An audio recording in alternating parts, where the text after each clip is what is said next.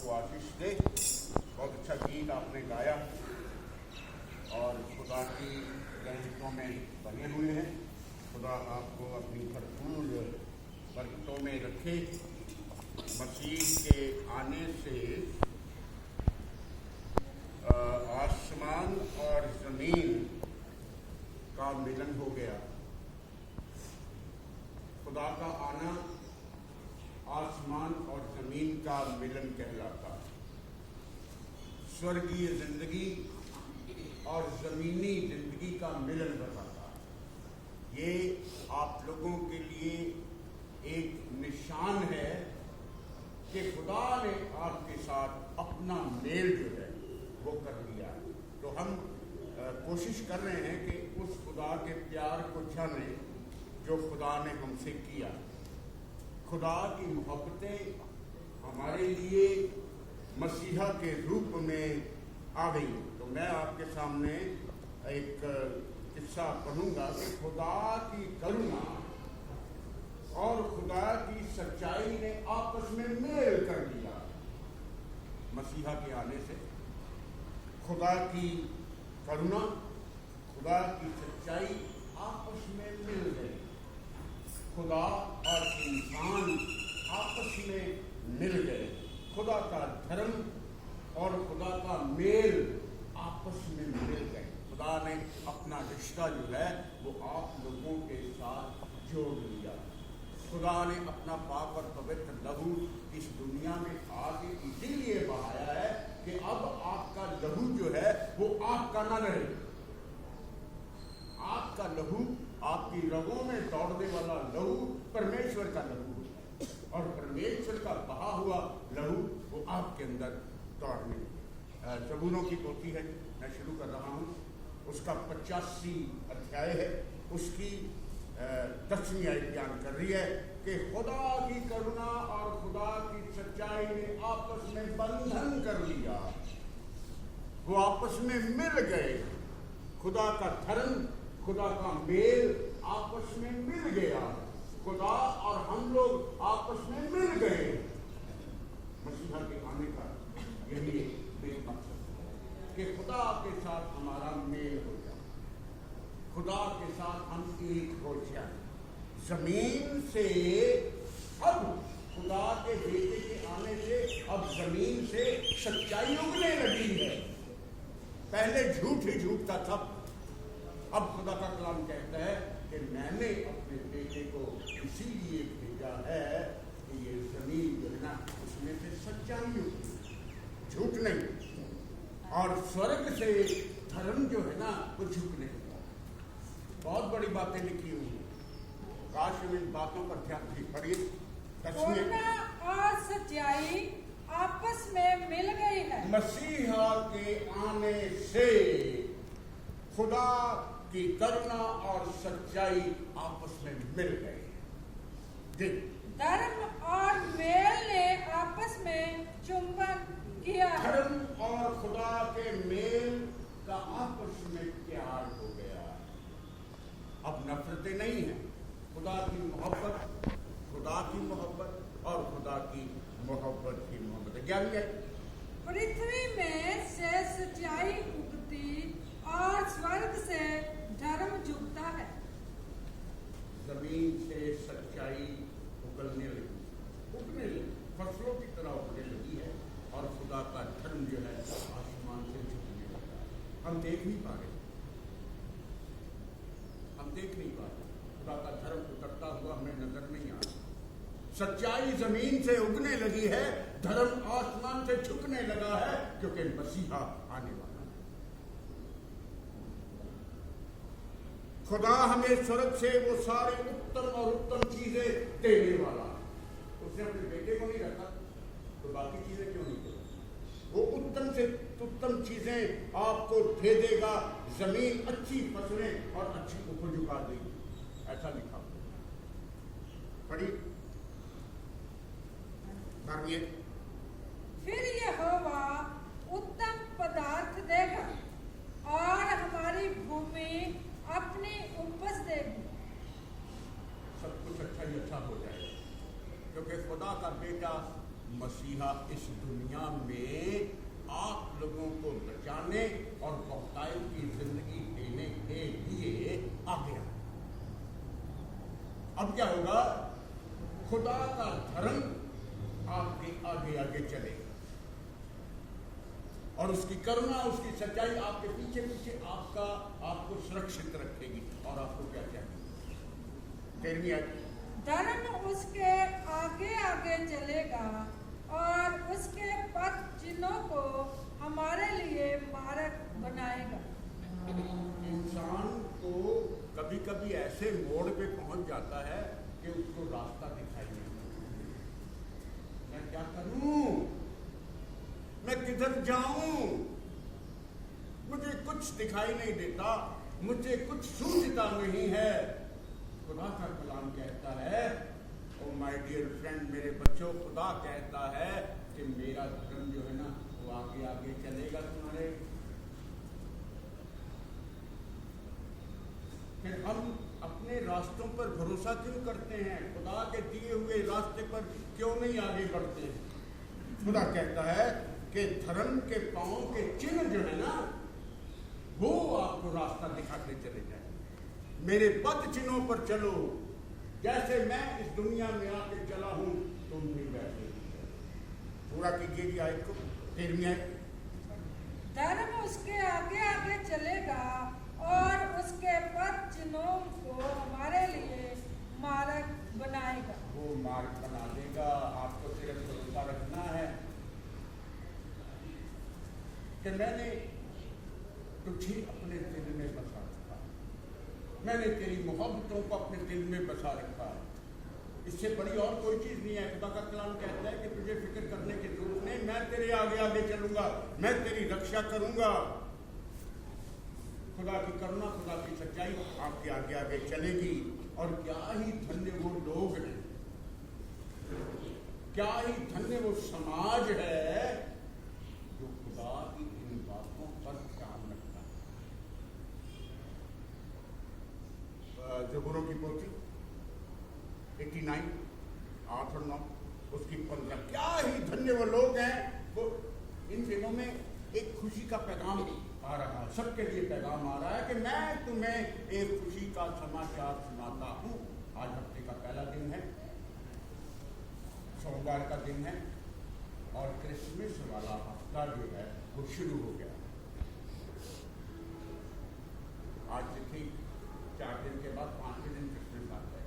आपकी जिंदगी बदल जाएगी, आपके जिंदगी में दूर ही दूर होगा। एक नया बड़ा दिन आ जाएगा, एक नया साल आने वाला है। आप लोगों को खुश और खुर्रम होना चाहिए। क्या ही धन्य वो लोग हैं जो उस खुशी के समाचार को सुनते हैं, उस ललकार को सुनते हैं, उस ललकार को पहचानते हैं, उन वृक्षों की आवाज को सुनते हैं। कल जयपुर में बहुत अच्छा प्रोग्राम था, गीतों भरी शाम में थे, हम खुदा की शाम में थे। बच्चों ने बहुत अच्छे गीत गाए। जो नहीं आया ना वो चूक गया, वो महरूम रहे, वो खुदा की बरकतों में पहुंच नहीं पाया। आप आ सकते थे पर नहीं आए, आप खुदा के घर में थे, आप नहीं आए। जब आपको पुकार आती है, आपको पुकार पर ध्यान दें। जदों तैनू पुकारा मैं, सुनेगा तू पुकारा। जब पुकार को आप सुनते नहीं हैं तो उसको वो आपकी पुकार को कैसे सुनेगा? वो नहीं सुनेगा। तो जब मैंने तुझे पुकारा तुमने ध्यान नहीं दिया। वहां कोई टिकट नहीं लगती, वहां कोई एंट्री फीस नहीं होती, लाइटें जल रही होती हैं, बेंच लगे होते हैं, सफाई की हुई होती है, माहौल अच्छा होता है, शांतमय माहौल होता है। आपको सिर्फ जाकर के बैठना है और आप बैठते नहीं हैं। कितने लोग सुबह से लेकर शाम तक उसकी साफ सफाई में लगे रहते हैं कि आप लोगों ने आना और आप लोग आते नहीं। खुदा का कलाम है, खुदा की बानी कहती है 89 का 15 है, क्या ही धन्य वो लोग हैं जो खुदा की आवाज को, खुदा की ललकार को सुन लेते, उसे पहचान लेते। पढ़िए, क्या ही धन्य है वह समाज जो आनंद के ललकार को पहचानता है, आनंद की ललकार को पहचान लेता है। आनंद और जय तेरी हो, तुम लोगों पर खुदा का अनुग्रह हुआ है, तुम लोगों पर खुदा की आशीष, खुदा की बरकत हो गई है, तुम्हारे लिए एक बेटा दे दिया गया है। माय डियर फ्रेंड, मेरे बच्चे, खुदा की आवाज को,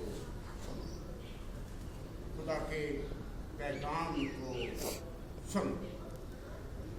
मुबारक है वो लोग जो खुदा के नाम पर मगन होते हैं। 16वीं आयत पढ़ती है, वह तेरे नाम के हेतु दिन भर मगन रहते हैं। जो खुदा के कलाम को, खुदा की ललकार को, खुदा के शुभ समाचार को सुन लेते हैं, वो दिन भर मगन रहते हैं। कोई परेशानी नहीं आती, वो मगन रहते हैं, वो खुश रहते हैं। और आगे लिखा हुआ है, और खुदा के नाम के जरिए से वो महान हो जाते हैं।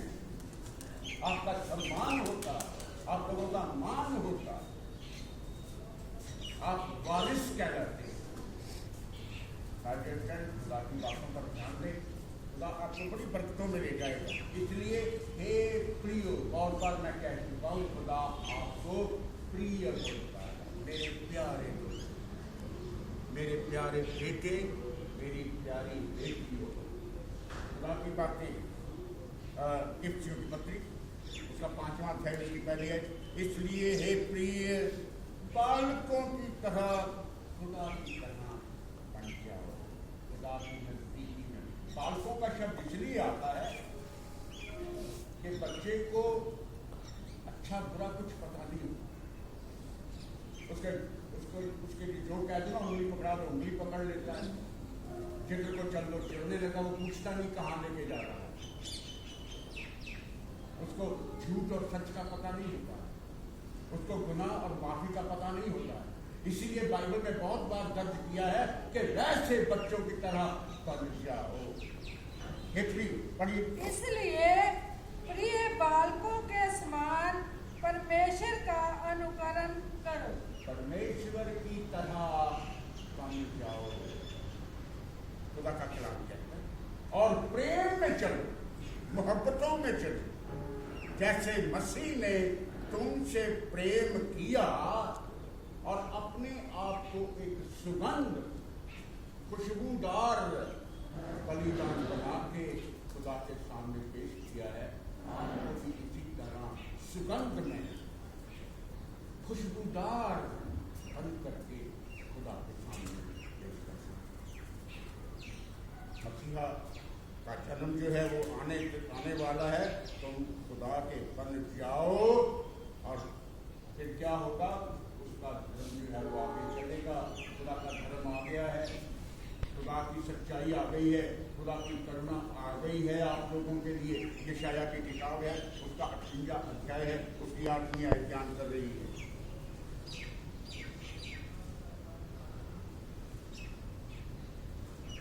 खुदा की बात है, जब तुम खुदा के बन जाओगे तब खुदा का धर्म तुम्हारे आगे आगे चलेगा और खुदा का तेज तुम्हारे पीछे पीछे तुम्हारी रक्षा करेगा। ये बातें बहुत कीमती हैं। खुदा का कलाम बहुत बेशकीमत है। आने वाले समय में ये कलाम मिलना नहीं है, आने वाले समय में कलाम सुनाने वाला नहीं मिलना है। आने वाले दिनों में खुदा का कलाम आप ढूंढेंगे और आप पाएंगे नहीं। इस समय बिना कीमत, बेशकीमत कलाम बिना कीमत आप लोगों के लिए पढ़िए। तब तेरा प्रकाश पौ फटने के समान चमकेगा और तू शीघ्र चंगा हो जाएगा। तेरा धर्म तेरे आगे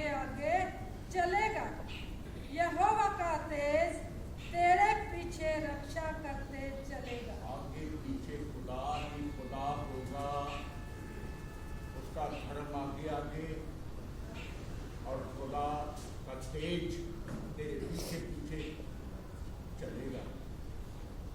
फिर आप परेशान क्यों हैं? आप लोगों के चेहरे पर उदासियां क्यों हैं? आपके चेहरे जो हैं वो दर्द को बयान क्यों करते हैं? आपके चेहरे जो हैं वो परेशानी का बयान क्यों करते हैं? खुदा का नूर क्यों नहीं है? खुदा की खुशी जो है वो क्यों नहीं है? हम हर वक्त मारे मारे क्यों करते हैं? इस वक्त जबकि मुसीबतों का इतना बड़ा पहाड़ हमारे चारों तरफ घिरा हुआ है, तो हमें क्या करना चाहिए? अब थर्ड वेरिएंट आ रही है, उसका डर बना हुआ, लोग फिर से उसी माहौल में जाने वाले हैं। जबकि मुसीबतों का इतना बड़ा पहाड़ हमें घेरे हुए है, तो आओ उस खुशनुमा जिंदगी को रोकने वाले पाप के लिए और उलझा देने वाले पाप के लिए खुदा के सामने पुकार कर कि वो हमें इन सारी चीजों से बचा ले और इस दौड़ में हम धीरज के साथ दौड़ते रहे, चलते रुके नहीं। खुदा की बातें हैं, खुदा का पाक और इफ्सियों की पत्री उसका 12वां अध्याय उसकी पहली आयत बयान कर रही है। जबकि मुसीबतों का, परेशानियों का इतना बड़ा पहाड़ हम पर आया हुआ है, तो आओ हम मिल करके खुशियां रोकने वाले पाप, इस आयत को समझने की जरूरत है। उस पाप को जो हमारी खुशियों को रोके हुए है, उस पाप को जिसकी वजह से हम परेशानी में हैं, उस पाप को जिसकी वजह से हम दुविधा में हैं, हम बढ़ नहीं पा रहे हैं, और मिल करके उसके लिए हम खुदा के सामने अपने आप को पेश करते। पढ़िए इफ्सियों 12:1।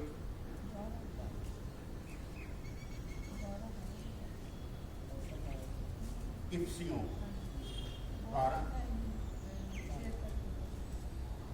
ओके, चलो कोई बात। जबकि मुसीबतों का इतना बड़ा पहाड़ हमें घेरे हुए है, तो आओ हम उस रोकने वाले पाप और उलझा देने वाले पाप को दूर करके उस दौड़ में दौड़े जिस दौड़ में हमें दौड़ना, और धीरज के साथ खुदा के हुक्मों पर चले, खुदा की बातों पर चले, और उसी से हमें खुशी मिली। तेरे हुक्म दे वाकिफ चले, रखियो देते निगाह, जवान भला किस तरह साफ रखेगा अपना रब। माय डियर फ्रेंड्स, वो हमारा खुदा, वो हमारी निजात है, और वो हमारा खुदा चरनी में आने वाला, हमारा मसीहा आप लोगों की खातिर इस दुनिया में आने वाला। खुदा के बने रहिए, खुदा के बेटे बने रहिए, और खुदा की बरकतों में बने रहिए। उद्धारकर्ता आने वाला है, आपकी जिंदगी में एक और साल जुड़ने वाला है, आपकी जिंदगी में एक नया और बेहतरीन साल जो है जुड़ने वाला है। आपको शुक्रगुजार होना चाहिए कि नहीं होना चाहिए? होना चाहिए। तो शुक्रगुजारी नजर आनी चाहिए। मैं तेरा शुक्रगुजार हूं, तो मेरी जिंदगी में एक नया बड़ा दिन लाने वाला है। जब आप खुदा के हो जाओगे, तब आपका दिन जो है ना वो बड़ा दिन हो जाएगा। जब आप खुदा के हो जाओगे, तो आने वाला साल आपके लिए एक नया साल हो जाएगा, जिसमें तो हर चीजें शामिल होंगी जिनकी आपको जरूरत है। ये कोरोना, ये थर्ड वेरिएंट, ये सब दूर हो जाएंगे, आपसे कौन सा दूर हो जाएंगे, क्योंकि खुदा का कलाम कहता है कि धर्म तुम्हारे आगे आगे चलेगा, और मेरा तेज तुम्हारे पीछे पीछे तुम्हारी रक्षा करता हुआ चलेगा। खुदा आपको बरकत दे। आपने इस कलाम को सुना है, इसे ग्रहण करें, खुदा की बातों में बने रहें, और अपनी जिंदगी जो है वो दिल से, ईमान से खुदा की सेवा में खुदा के बंदों की सेवा में, इस इंस्टीट्यूट की सेवा में मगन हो गए। ये मगन होने के दिन, खुशियों वाले दिन, तो आप मगन हो जाएं, खुश हो जाएं। आपको आज सोमवार है, अभी से कह देता हूं कि आने वाला बड़ा दिन आपको बहुत बहुत बहुत मुबारक। खुदा आपको बरकत दे, आपकी बरकत नहीं, अपने हाथ जोड़ेंगे और दुआ में जाएंगे। खुदा आपको बरकतों से भर दे, आपको अपने हाथों में ले ले और आपको एक ऐसा बड़ा दिन दे दे, आप सचमुच कह सकें कि खुदाया तूने मेरी जिंदगी में सबसे बेहतरीन दिन दिया है, सब दिनों से बड़ा दिन तूने हमें दिया है। अपने धर्म को हमारे आगे रखना, अपने तेज को हमारे पीछे रखना, अपने पाक और पवित्र बेटे मसीहा के नाम में हम सबको सुरक्षित रखना। हमारे अजीज दोस्त मित्र, हमारे रिश्तेदार, इस घर को जो तेरे नाम का घर कहलाता है, इस पर अपनी नजर रखना, अपना रहम करना, इस इंस्टीट्यूट पर अपना धर्म जो है वो बनाए रखना, इस इंस्टीट्यूट में रहने वाले हर एक बच्चे बुजुर्ग पर अपना धर्म जो है वो बना के रखना, चेहरे पर खुशी देना, चेहरे पर नूर देना। तूने कहा है कि तुम दुनिया का नूर हो, तुम दुनिया का नूर हो, तुम दुनिया का नूर हो। उस खुदा के नाम से जो हमें यूं मांगना सिखाता है। हमारे पिता जो आप आसमान पर है, आपका नाम पाक माना जाए, आपकी बादशाह, आपकी मर्जी जैसा जमीन पर भी हो।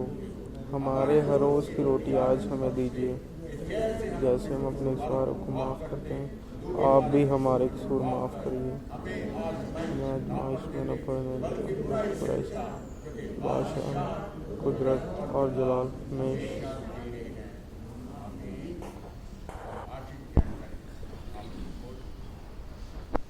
अब हमारे खुदा यीशु मसीह का फजल, खुदा बाप की मोहब्बत और रूह पाक की रिफाकत और शिराकत आप सबों के साथ, कुल ईमानदारों के साथ, इस इंस्टीट्यूट के साथ, इंस्टीट्यूट में रह रहे सभी बच्चों के साथ, इन मरीजों के साथ, रिश्तेदारों के साथ, अब से लेकर के हमेशा हमेशा तक होती रहे।